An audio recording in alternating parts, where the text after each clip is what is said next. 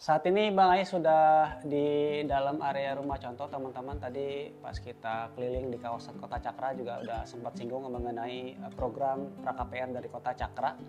Dan sekarang kita sudah ditemenin dengan Mbak siapa Mbak? Aku dengan Mbak Linda dari konsultan pra-KPR-nya Miliki Rumah. Jadi sebelumnya juga untuk teman-teman, Bang Ais ini sebagai content creator juga, sebagai pegawai juga. Jadi kalau misalkan dengan background seperti itu Mbak, kira-kira kalau misalkan saya ada kendala mengajukan KPR gitu, bisa dibantu apa gimana sih Mbak? Oke, baik. Dengan background saya seperti ini gitu ya. Oke, siap. Jadi dengan profilnya Bang Aye ya, tadi sebagai konten kreator nih, bisa dibantu atau enggak untuk program pra-KPR dan nantinya bisa diluruskan ke program KPR ya. Tentu bisa dibantu, sangat bisa dibantu. Kenapa? Karena kan dengan saat ini untuk konten kreator itu sudah banyak platformnya juga ya Bang Aye. Jadi tidak hanya di YouTube tapi ada di Instagram juga. Dan gimana sih Bang ini melihat gitu ya untuk profesi sebagai konten kreator. Jadi memang profesi sebagai konten kreator ini tidak bisa dinilai sebagai pengusaha juga, tidak bisa dinilai sebagai karyawan juga. Kenapa? Karena kan Bang Aye juga nggak ada ibaratnya tidak ada slip gajinya gitu kan, memang hanya dari konten kreator. Dan dari segi usaha ibaratnya tidak ada tempatnya gitu ya, maksudnya kan tidak Bang Aye tidak berjualan gitu kan. Nah jadi Bang ini akan melihatnya dari apa? Dari income yang mungkin bisa didapatkan sebagai konten kreator. Misalkan Bang Aye itu kalau dari konten kreator sendiri itu income-nya ada dari AdSense kah atau apa per bulannya gitu biasanya? Biasanya ada dari AdSense, kadang dari luar kayak misal kayak ada pekerjaan gitu, kayak endorse gitu. Ada project ya? Ada project gitu. Kalau misalkan kayak gitu dari Miliki Rumah ada ini enggak? Ada bisa dibantu apa gimana kendala-kendala kayak gitu? Oke, sangat bisa dibantu nih Bang Aye dengan profil sebagai konten kreator ya terutama ya. Jadi yang bisa dianalisa itu adalah dari project-project ini kan juga pasti ada yang namanya kontrak atau ada bentuk kerjasama walaupun hanya selembar gitu. Nah itu yang jadi bukti nih ke Bang. Jadi selama setahun itu mungkin sebagai pembuktiannya yang kontrak-kontraknya itu juga, dan otomatis rekeningnya minimal 12 bulan.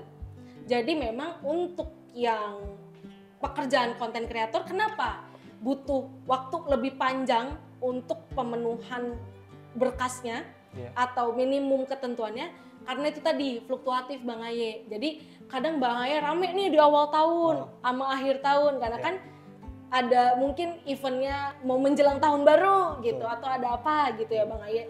Dan misalnya mau lebaran gitu kan atau mau Idul Fitri, itu rata-rata mungkin banyak nih jobnya. Itu mungkin di bulan-bulan lain tidak sebanyak itu. Jadi memang membutuhkan 12 bulan agar bisa divalidasi sama bank. Tapi selama 12 bulan itu kita menepati rumahnya apa gimana Mbak? Iya, jadi kalau dengan program pra-KPR itu Bang Aye menempati rumahnya atau menghuni rumahnya dan contohnya dengan proyek Kota Cakra, klaster Canggu itu minimal yang dikeluarkan sekitar 3,9 juta itu sudah termasuk dengan biaya sewa dan porsi kepemilikan atau porsi cicil DP, yang dimana nanti ketika selesai nih di 12 bulan pengajuan KPR Bang Aye bukan nilai di awal.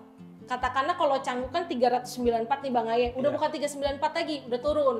Karena kan setiap bulan selama 12 bulan ini Bang Aye itu bayarnya 3,9 juta.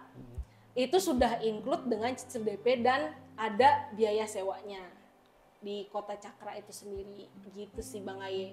Oh jadi jangkanya itu ada yang 12 bulan. Tapi kalau misalkan tidak lolos nih, kita udah lancar nih pembayarannya misalkan udah 12 bulan juga, tapi pas mau pengajuan ke bank masih belum diterima, itu gimana Mbak? Oke, jadi kalau misal masih belum diterima, kita masih kasih kesempatan kedua nih Bang Aye. Jadi masih kita tambahin lagi untuk periodenya. Oh, bisa ditambah juga. Betul, gitu. Jadi nanti akan ditambahkan lagi periode untuk membuktikan kali ini benar-benar Bang Aye itu bisa lolos KPR dari program pra-KPR-nya Miliki Rumah gitu. Jadi memang kita tidak saklek banget yang harus 12 bulan selesai, enggak. Jadi kita kalau misalnya melihat konsumen ini memang niatnya dari awal sudah baik ya, Bang Aye, pasti kita bantu dan pasti kita berikan solusi yang terbaik dan tidak serta-merta 12 bulan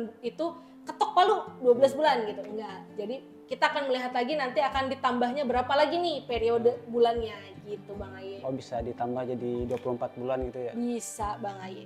Dan semisal memang ternyata di perpanjangan periode yang krusial ini dia juga masih belum bisa membuktikan, itu dari pihak kita ada refund.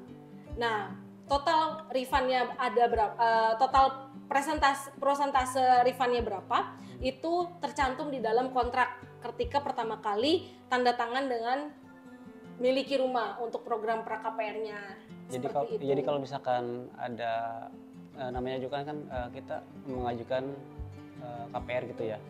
Kalau misalkan ada kendala-kendala seperti ini kayak yang dimaksud Mbak tadi, ada kendala terus nggak bisa lanjut, sebagian dana kita yang udah masuk bisa dikembalikan lagi gitu ya? Bisa, betul. Jadi jika memang sudah maksimal sekali nih gitu, tidak ada jalan keluar dan satu-satunya cara mungkin untuk memutuskan kontrak ada refund dari pihak Miliki Rumah terkait dengan apa yang sudah dibayarkan oleh konsumen selama program pra-KPR-nya.